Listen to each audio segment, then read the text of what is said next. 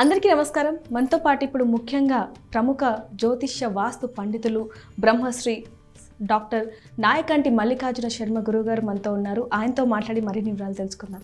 నమస్కారం గురుగారు. ముఖ్యంగా మీకు సంక్రాంతి శుభాకాంక్షలు, అలాగే కనుమ శుభాకాంక్షలు. గురుగారు, సంక్రాంతి అంటేనే 3 రోజుల పండుగ: భోగి, సంక్రాంతి, కనుమ. మనం భోగి గురించి అలాగే సంక్రాంతి గురించి కూడా చాలా చక్కగా వివరించుకున్నాం. మరి ఇప్పుడు కనుమ గురించి, అసలు కనుమ ఎందుకు జరుపుకుంటూ ఉంటాం, దాని ప్రాముఖ్యత ఏంటండి? తప్పకుండా అమ్మా. ఓం శ్రీ గురుభ్యో నమః. కనుమ గురించి చాలా విశేషాలనే ఉంటాయమ్మా. కొన్ని ప్రత్యేకమైన విషయాలు మాత్రం చెప్పుకుందాం. అంటే భోగి, మకర సంక్రాంతి, కనుమ, ముక్కనుమనే ఉంటాయి. అంటే కనుమ అంటే ముఖ్యంగా మనకు వచ్చేటప్పటికల్లా రైతులందరూ కూడా ధాన్యాన్ని పండించి ఇంటికి వస్తాయి. ఇంటికి వచ్చిన తర్వాత ఆ ఇంటికి వచ్చిన తర్వాత దాని యొక్క ప్రాధాన్యత ఏంది? ఆ ఎద్దులు, ఆవుల్ని, వాటిల వల్లనే మానవుడు ఆ పంటను పండించగలుగుతాడు. అంటే పశుపక్షాదులు, కొన్ని క్రిమికీటకాలు ఉంటాయి. అవన్నీ కూడా ఏదైతే మనకు రైతులు పంటలు పండిస్తుంటే చిన్న చిన్న క్రిములు ఉంటాయి కదా, ఆ క్రిములను తినేవి కొన్ని ఉంటాయి. తర్వాత వచ్చి ఎద్దులు, అంటే దున్నటం అనేది జరుగుతుంది.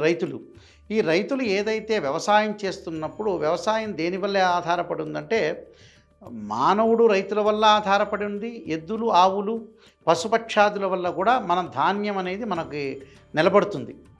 అంటే ధాన్యం దీనివల్ల వస్తుందని. అందువల్ల ఏం చేస్తారంటే ఈ కనుమ రోజు చక్కగా ఎద్దుల బండ్లు ఉంటాయి కదా, వాటికి పందాలు చేయటం, పందాలు కట్టడం, ఆ ఎద్దుల్ని బాగా అలంకరించడం, ఆవుల్ని, ఎద్దుల్ని, అంటే మన కృతజ్ఞతాభావం తీర్చుకోవడానికి ఆవులకి కుంకుమ బొట్టు పెట్టడాలు, గంధం రాయటము, చక్కగా నదిల్లో కడగటము, చెరువుల్లో కడగటము, కడిగిన తర్వాత చక్కగా కుంకుమ బొట్లు, అలానే పూలదండలు అలంకరించడం, అంటే ఒక సన్మానం అనుకోవచ్చు నిజం చెప్పాలంటే.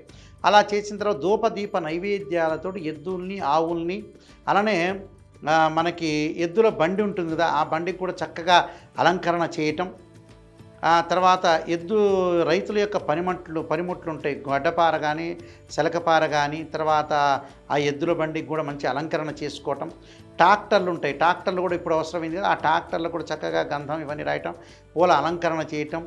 ఇవన్నీ కూడా పనిముట్లన్నిటికీ కూడా అలంకరణ చేయటం వల్ల ఆ ఎద్దులు, జంతువులు అందరికీ కూడా ఒకవైపు ఏమో భోగి రోజున మనం దేవతల యొక్క అనుగ్రహము, అలానే మకర సంక్రమణం పితృదేవతల యొక్క అనుగ్రహము. 5 యజ్ఞాలు అని చెప్పాను కదా, 5 యజ్ఞాల్లో మకర సంక్రమణం పుణ్యకాలంలోనే పితృదేవతల అనుగ్రహం, అంటే మాతృయజ్ఞం, పితృయజ్ఞం అయిపోయింది అక్కడ. భోగి రోజు, సంక్రాంతి రోజున మళ్ళీ బియ్యపిండి అవన్నీ వేయటం వల్ల భూతయజ్ఞం, హరిదాసులకి బియ్యం ఇవ్వటం అనేది కూడా మనుష్య యజ్ఞంతో సమానం.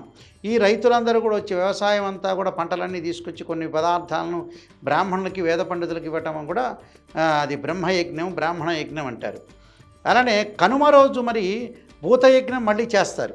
భూతయజ్ఞం అంటే ఆవులకి తినిపించటాలు, అలంకరణ చేయటం, వాటి యొక్క కృతజ్ఞతాభావాన్ని తీర్చుకోవటానికి కనుమ రోజున చక్కగా కొంతమంది ముక్కనుమ రోజున కూడా ఎద్దుల పందాలు పెట్టడం, ఎద్దులను అలంకరించటం, అలానే ఎద్దులకి, ఆవులకి కృతజ్ఞతాభావం తీర్చుకోవడానికి కొన్ని ఆహార పదార్థాలు తయారు చేసుకోవడం, ఆహార పదార్థాలు ఇవ్వటం, ఇలాంటివన్నీ కూడా జరిగిన రోజున కనుమ అంటారు.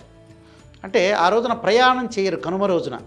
కనుమ రోజున ప్రయాణం చేస్తే మంచిది కాదంటారు. ఎందుకో తెలుసా? దానికి కారణం లౌకిక భావంతో కూడా చెప్పారు అక్కడ.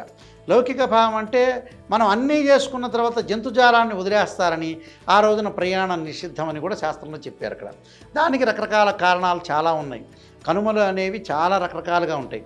అయితే కనుమ రోజున చక్కగా ఎక్కడికి వెళ్లకుండా చక్కగా ఎద్దులను అలంకరించి వాటి యొక్క కృతజ్ఞతాభావాన్ని తీర్చుకోవటానికి, పశుపక్షాదుల యొక్క కృతజ్ఞతాభావాన్ని తీర్చుకోవటానికి కనుమ రోజు చక్కగా కనుమ పండగ చేసి చక్కగా, అంటే భగవత్ స్వరూపమైన ఆవులకి, ఎద్దులకి చక్కగా అలంకరణ చేసి అక్కడ జీవుల యొక్క, అంటే జంతువుల యొక్క కృతజ్ఞతాభావాన్ని తీర్చుకున్న రోజే కనుమ అంటారమ్మ. ఆ రోజు చక్కగా కనుమ రోజున ఇలాంటివన్నీ కూడా చేస్తుంటారు. గురుగారు, కనుమ గురించి చాలా చక్కగా వివరించారు. ధన్యవాదాలు. నమస్కారం.